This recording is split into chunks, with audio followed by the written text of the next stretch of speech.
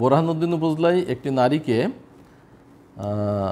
জুতার মালা গলায় দিয়ে এবং চুল কেটে রাস্তায় ঘোরানো হয়েছে। আমরা অভিযোগ পেয়েছি। আমি উপজেলা নির্বাহী অফিসারকে ইতিমধ্যেই তাকে নির্দেশ দিয়েছি এই বিষয়ে পুলিশের সাথে কথা বলে প্রয়োজনীয় তদন্ত সাপেক্ষে যারা দোষী তাদের বিরুদ্ধে আইনানুগ ব্যবস্থা গ্রহণ করার জন্য। আসলে নারী হেনস্থার যে বিষয়টি বড়মনিরহাটে ঘটেছে এটা আমি দুপুরবেলায় শুনেছি। আমি যখনই বিভিন্ন মাধ্যমে এই বিষয়টা অবগত হয়েছে আমি সাথে সাথে স্থানীয় যে জনপ্রতিনিধি আছে, ইউপি প্রশাসনিক কর্মকর্তা আছে এবং গ্রাম পুলিশকে ঘটনাস্থলে প্রেরণ করেছি যাতে প্রকৃত তথ্য জানতে পারি।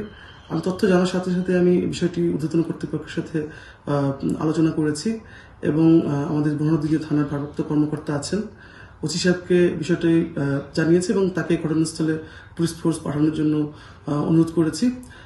উনি সাথে সাথেই পুলিশ ফোর্স পাঠিয়েছেন এবং আমরা এতটুকু আশ্বস্ত করতে পারি এই ঘটনার সাথে যারাই জড়িত আছে তাদের বিরুদ্ধে আইনগত ব্যবস্থা গ্রহণ করা হবে।